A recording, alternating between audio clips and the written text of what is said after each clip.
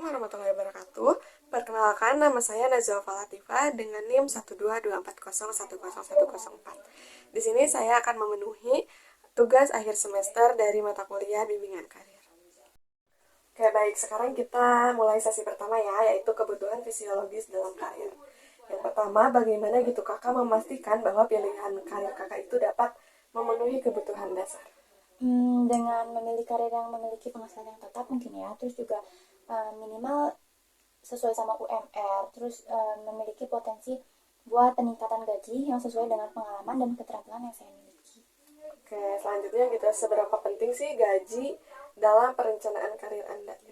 Menurut saya sih penting ya, karena berhubungan langsung buat kelangsungan hidup saya pribadi gitu. Terus juga di tahap awal karir tuh untuk mencukupi kebutuhan dasar.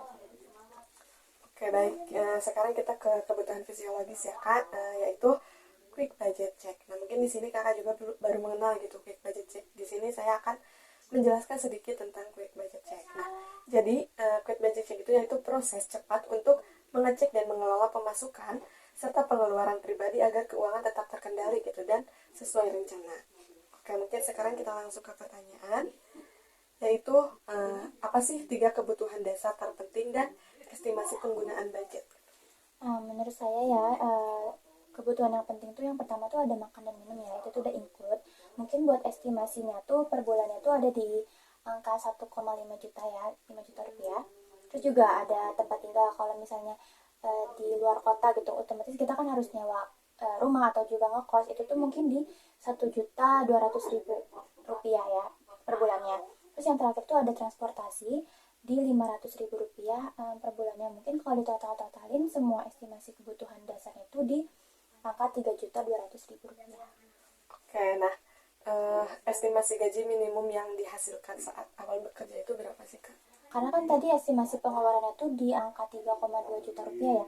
Jadi mungkin buat gaji awal fresh graduate gitu ya, di kisaran 3.500.000 rupiah sampai 5 juta rupiah per bulannya gitu. Tapi itu tergantung di lokasi di mananya dan juga di mana industri kita bekerjanya gitu. Oke, baik, Kak. Baik, sekarang kita lanjut ke sesi kedua, yaitu kebutuhan keamanan dalam karir. Kita langsung ke pertanyaan yang pertama. Seberapa penting sih stabilitas pekerjaan bagi kakak? Stabilitas itu sangat penting karena memberikan rasa aman secara finansial dan juga psikologi, serta memungkinkan perencanaan untuk jangka panjang. Oke, yang kedua, bagaimana kakak menilai prospek jangka panjang dari pilihan karir kakak? Saya tuh menilai prospek jangka panjang dari pilihan karir itu dengan melihat pertumbuhan industri, terus juga tren kebutuhan tenaga kerja, dan juga potensi peningkatan posisi atau jabatan di masa yang akan datang.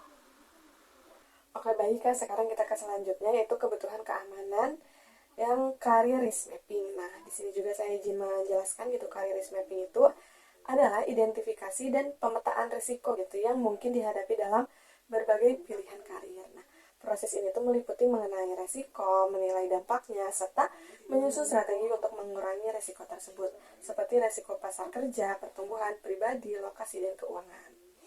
Nah, mungkin sekarang kita lanjut ke pertanyaannya, yaitu identifikasikan gitu 2 resiko terbesar dalam karir impian dan 2 strategi mitigasi untuk setiap resikonya gitu menurut kakak. Karir impian saya itu ada di digital marketer ya.